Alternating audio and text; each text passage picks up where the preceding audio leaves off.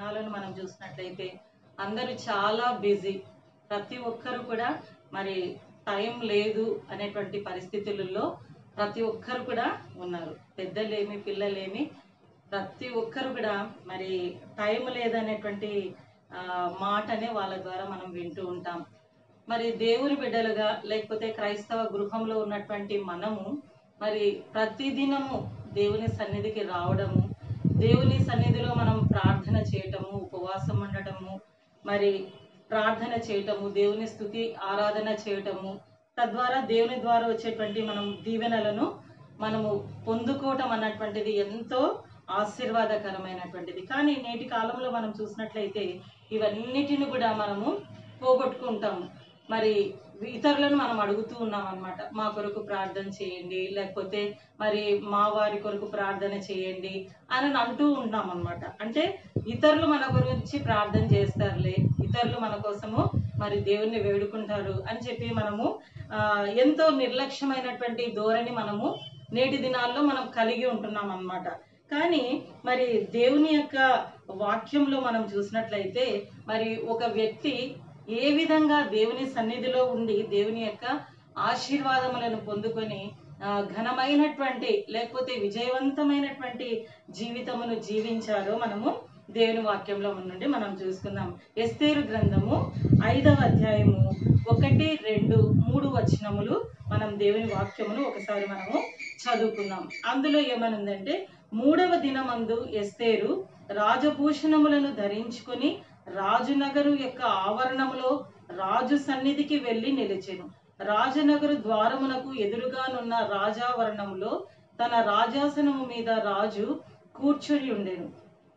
రాణి అయిన ఎస్తేరు ఆవరణములో నిలవబడి ఉండుట రాజు చూడగా ఆమె యందు అతనికి దయ పుట్టెను. రాజు తన చేతిలో నుండి బంగారపు దండమును ఎస్తేరు తట్టు చాపగా ఎస్తేరు దగ్గరకు వచ్చి దండము యొక్క కొన ముట్టెను. రాజు, రాణి అయిన ఎస్తేరు, నీకు ఏమి కావలెను? నీ మనవి ఏమిటి? రాజ్యములో సగము మటుకు నీకు అనుగ్రహించదనని ఆమెతో చెప్పెను. ఈ యొక్క మాటలను మనము చూస్తూ ఉన్నాం. మరి రాణి అయినటువంటి ఎస్తేరును మనం ఇక్కడ వాక్యంలో చూస్తూ ఉన్నాం. మరి ఆమె 3వ దినమందు అని ఇక్కడ రాయబడింది కదా. 3వ దినము అంటే ఏంటి? 3వ దినము అక్కడ మనం సందర్భాన్ని మనం చూసినట్లయితే ఇక్కడ ముందు అధ్యాయములలో అంటే 3వ అధ్యాయము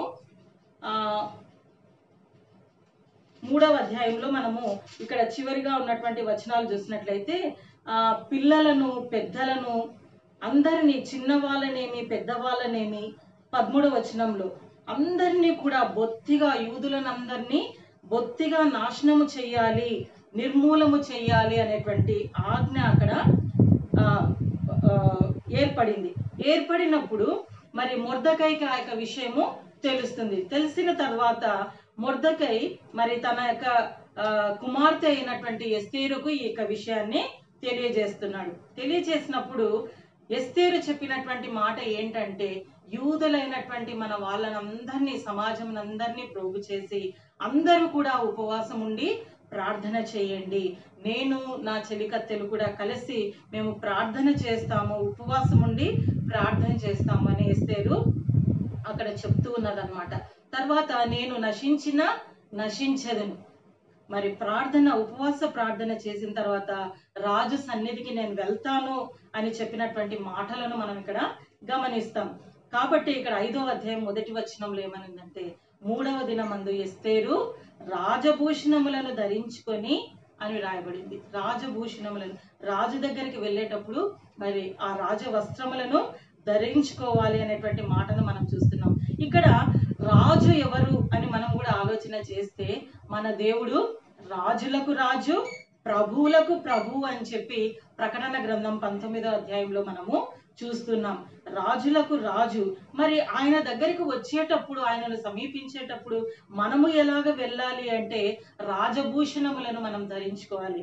ఈ యొక్క భూషణములు, రాజభూషణములు అంటే అందులో ప్రశస్తమైన వస్త్రములు, తర్వాత వివిధ రకములైనటువంటి ఆభరణములు, అంటే మరి రక్షణ వస్త్రము, తర్వాత మరి దయ, సత్యము అవన్నీ కూడా కంఠహారం వలె వేసుకోవాలన్నారు కదా.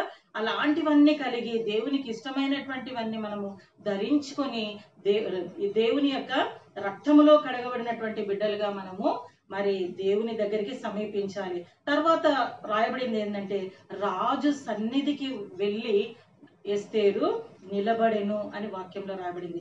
రాజు సన్నిధి ఎంతో మరి భయంతో కూడినటువంటిది, ఎవరు పడితే వాళ్ళు వెళ్ళడానికి వీలు లేనటువంటిది అన్నమాట.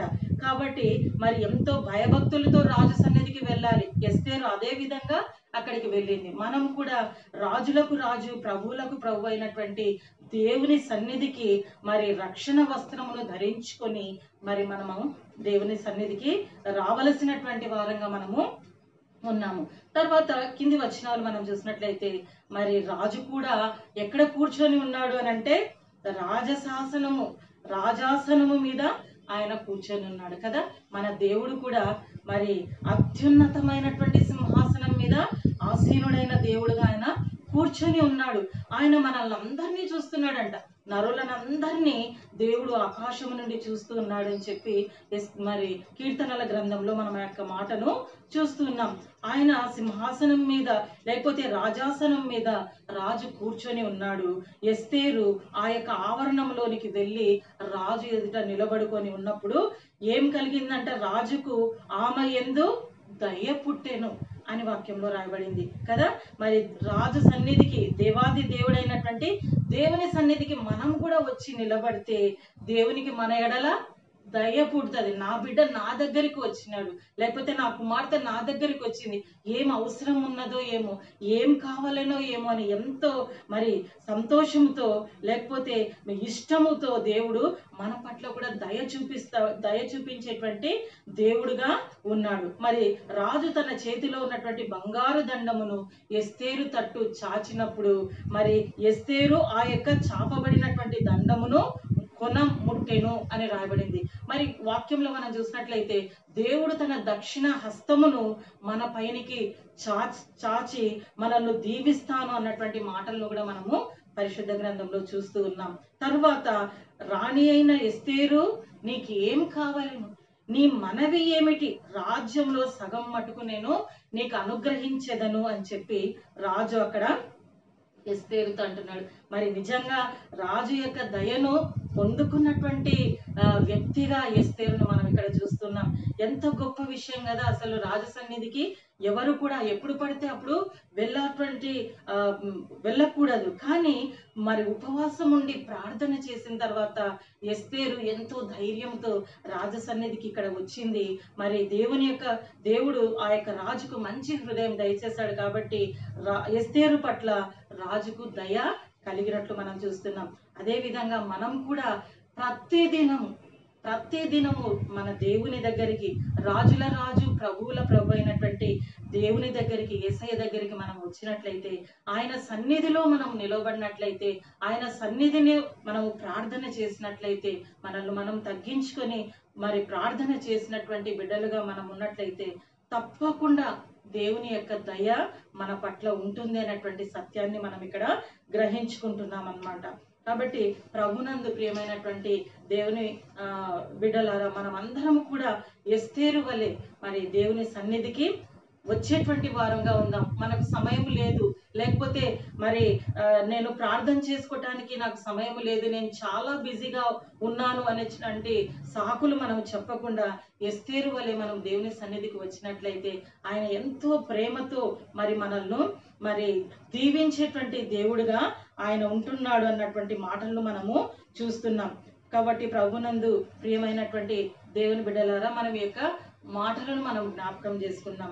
ఎస్తేరు యొక్క స్థానమును మనం చూసినట్లయితే మనం కూడా ఒక విశ్వాసిగా, యేసు ప్రభు యొక్క రక్తముతో కడగబడినటువంటి మరి ఒక క్రైస్తవ బిడ్డగా, లేకపోతే దేవుని యొక్క బిడ్డలుగా మనము ఎస్తేరు వలె దేవుని యొక్క కృపకు పాత్రులమయ్యే విధంగా మనము కూడా మన యొక్క జీవితాలను ప్రభువుకు అప్పగించుకున్నట్లయితే విస్తారమైనటువంటి దయను మనం కూడా పొందుకుంటాం. పరిశుద్ధ గ్రంథంలో మనం చూసినట్లయితే కన్య మరియ మరి దయాప్రాప్తురాలా నీకు శుభము.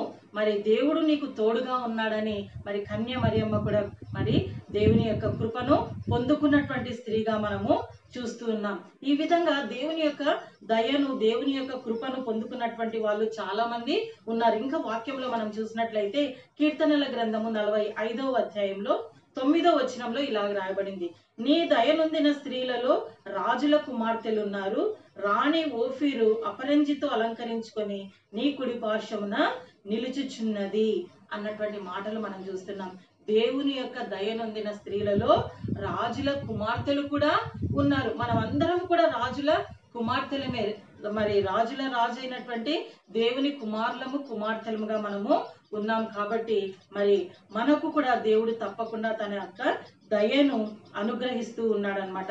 మరి దేవుని సన్నిధికి మనం వచ్చినట్లయితే, దేవుని సన్నిధిలో ప్రతిదినము కూడా మనము మరి మన సమయాన్ని గడిపినట్టయితే, మరి ప్రతిరోజు మనం ఎదుర్కొంటున్నటువంటి సవాళ్ళకు కానీ, ప్రతిరోజు మనం ఎదుర్కొంటున్నటువంటి మరి మనం చేయవలసినటువంటి బాధ్యతలకు కానీ మరి దేవుని సన్నిధిలోనే మనకు నెమ్మది ఉన్నది, దేవుని సన్నిధిలోనే మనకు సమాధానం ఉన్నది, మరి దేవుని సన్నిధిలోనే మనకు ధైర్యం కలుగుతుంది.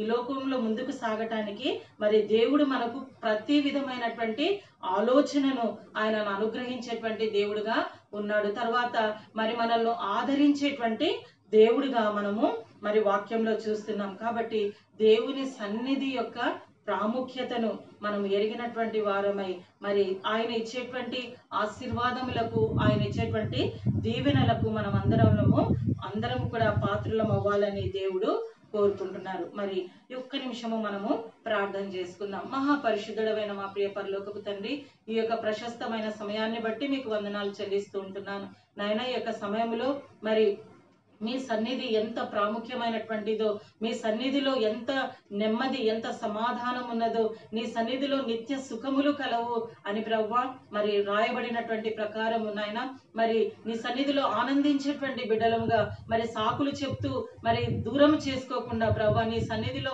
ప్రతినిత్యము ప్రభువా మేము ఆనందించేటువంటి బిడ్డలుగా మేము ఉండటానికి మాకు కృపను అనుగ్రహించండి.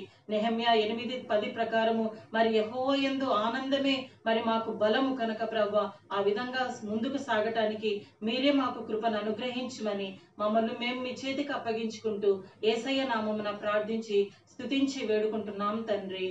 ఆమేన్.